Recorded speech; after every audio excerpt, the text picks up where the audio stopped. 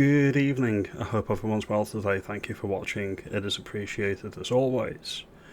There's been a bit of an altercation on X, formerly Twitter, from Ant Middleton, who's looking to run for London Mayor in a few years, and the race baser-in-chief, Narinder Kaur. The specifics are that Ant Middleton called Narinder out on some pretty disingenuous information that she put out. She attacked Ant Middleton because he was saying the Manchester airport attackers, the ones who attacked the police officers, and one of them was found guilty and is currently in remand pending sentencing, that justice was done, finally. And she didn't take kindly to that, and this is basically what went down. Ant Middleton calls Narinder Kaur a fake Brit, i.e. not really British. Narinder has previously stated that she doesn't want to be English and India is her homeland. Despite the outrage, I think that Ant has a point. What do you think? Well, that's a good question, Basil. What do you think? Does Ant have a point here? He may have a point, and I'm going to unpack it a little bit and go into a bit more of the detail. First of all, a bit more context. Ant Middleton did put out this tweet, fake news from a fake Brit, because Narinder turned around and called Ant Middleton an absolute wrong'un who assaulted a female officer himself. Apparently she thinks that we think it's okay for white people to assault police officers, but not people who aren't white. No, that's not the issue here. The issue is the two-tier justice, it's the two-tier policing. Now the situation with Narinder is she doesn't view herself as English. She said as much herself. She doesn't really view herself as British, and race baiters and people who are of different ethnicities other than the indigenous natives of Britain play this card all the time. 1 minute they're Indian, 1 minute they're English, 1 minute they're British, depending on the conversation or the context or who they're trying to have a conversation with.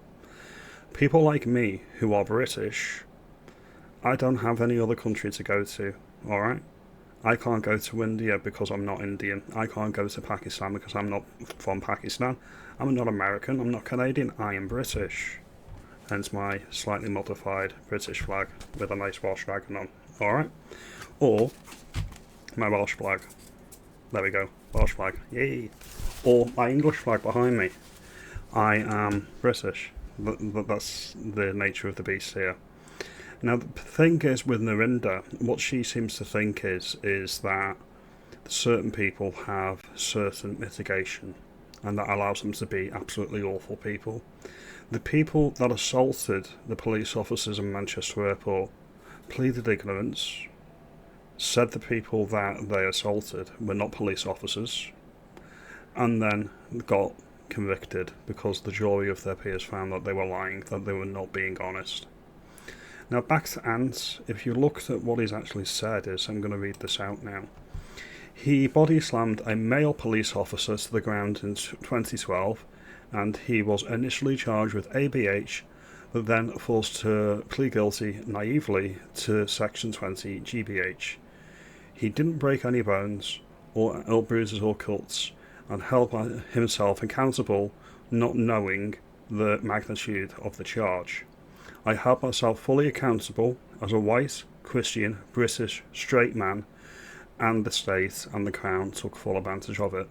Funny how British law only applies to native Brits and not other people. If there was an investigative journalist that wants to know the truth, get in touch with him directly, and you'll find out that he never laid a finger on a woman, or that the situation wasn't preempted. His reaction sparked an action by male police officers. However, I still held myself accountable for my actions thereafter.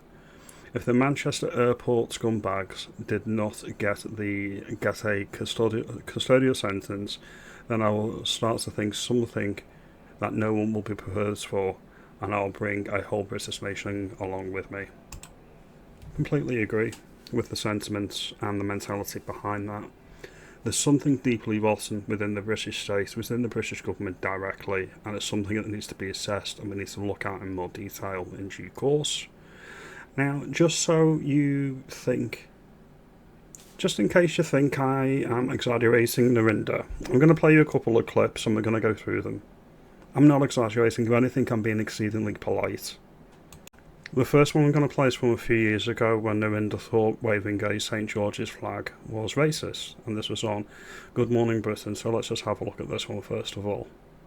For the coronation. In no sense is that a symbol of nationalism or racism. That's just kind of ignorance to me, because you're waving it around and I feel it's don't start me. to people. Listen, look, I'm proud to be this. I'm coming here to say that, yeah. There's a million things. Like, I don't think that just because of a few wrong uns that are far right. It's not a few wrong uns, it's a lot. Listen, the majority of people, yeah, should be able to be proud of where they come from. Like, and completely agree. I'm completely proud of being British, being English. I'm from Cheshire.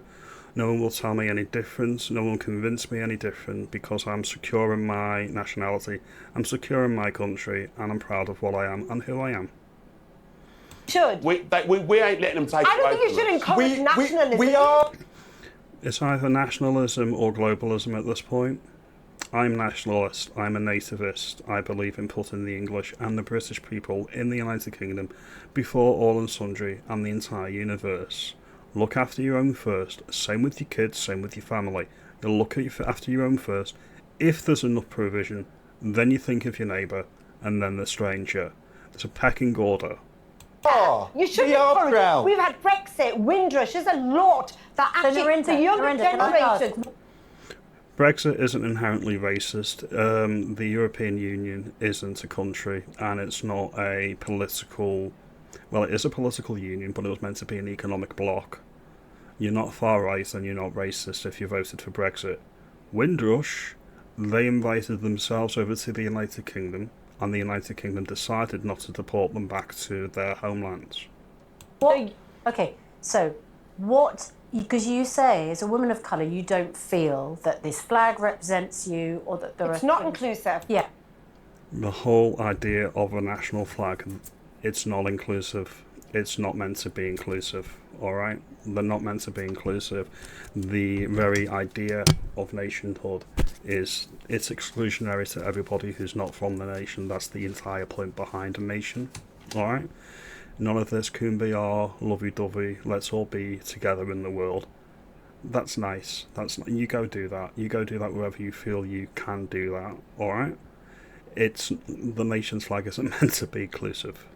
So what is your proposition? What would make you feel proud to be British? I think all the moderate voices, like Ed said he did do, we need to become louder and actually celebrate. St George actually is a representation of multiculturalism, and he's a representation of tolerance. There we go. Born in Turkey, yada yada. I don't even think Turkey was a thing when St George was a thing, so you can put that. It's like the people that say Jesus is from Palestine. No, he wasn't, and Palestine wasn't even a thing when Jesus was, so there we go. And just for the record, Islam originated, I think it was in the 7th or 8th century, so long after Jesus left. We should be more of a tolerant country. We are not that these days. We are not showing tolerance. The far right, and not even the far right, people are so much against asylum seekers, refugees, they're taking this, they're taking that. Completely, they are taking this, they are taking that. See my previous point. Look after our own first. If there's enough left over, then we'll consider your demands. And as a British person, Narinder, if you are British, like you claim to be on occasion, then you would agree with this mentality, you would agree with that. But let's celebrate.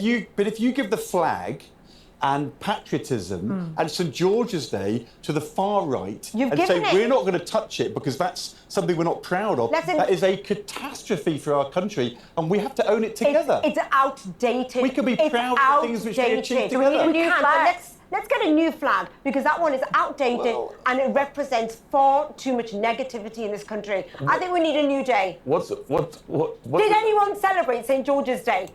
Yes, I do. I mean, the turn now in Trafalgar Square. In Morley, there was the big parade of school children. That's because London's no longer an English city. That's why the turnout was pitiful.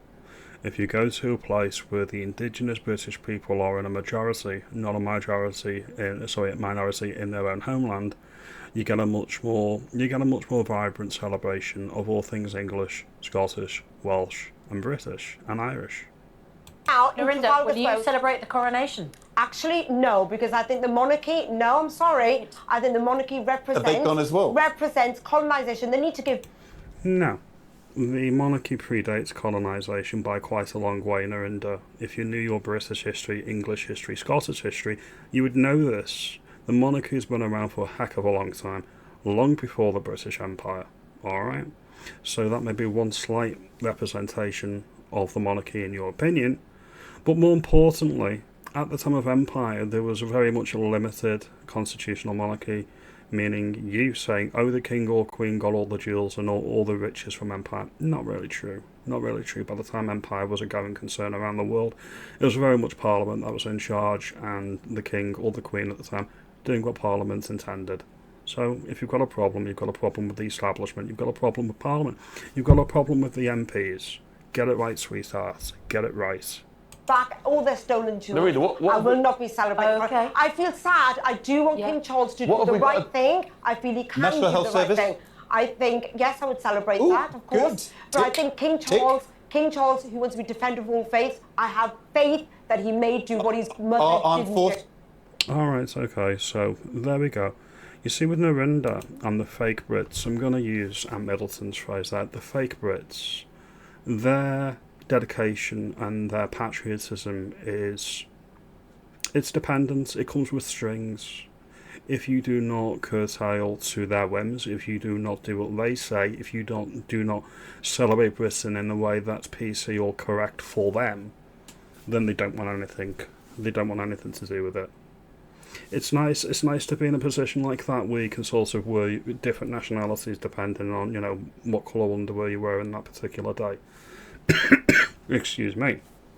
Many of the native British people, or all of the native British people, don't have that luxury. So when we see Narinder go back to what she calls her fatherland, or the mother country, let's see what she says here. In India, and I asked the question, is it possible for children of immigrants to be able to come back to the homeland, the fatherland, and be repatriated, connected, and be able to live here possibly, because we always feel like we live in this no man's land, that we don't really quite belong to Britain, we don't quite belong here. But what I have felt more than anything is that I found my tribe, my people.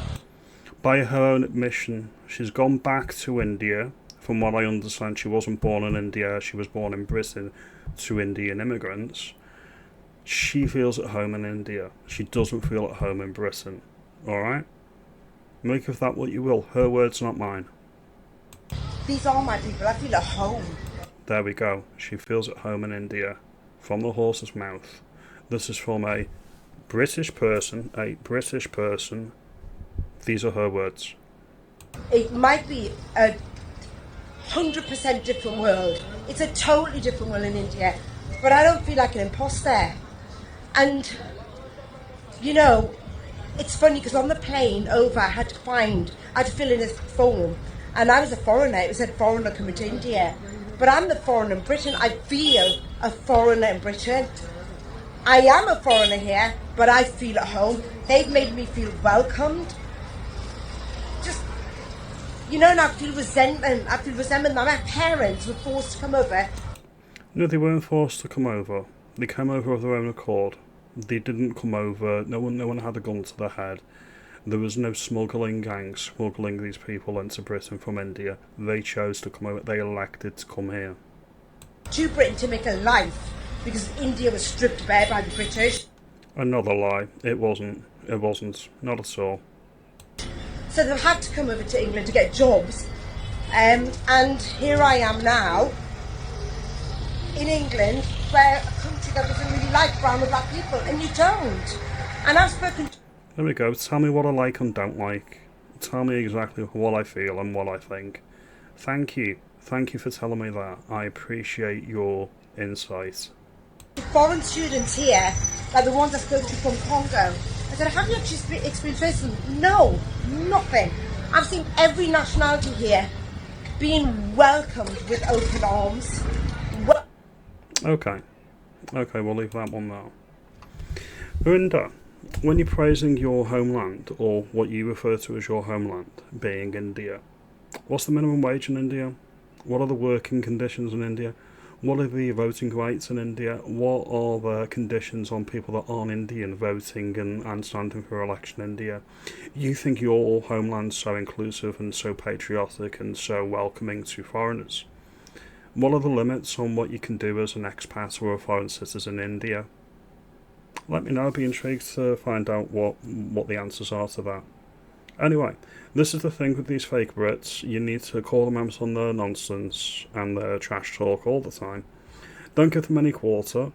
And just for the record, we've got no other homeland to go to in the United Kingdom. The native British people have nowhere else to go.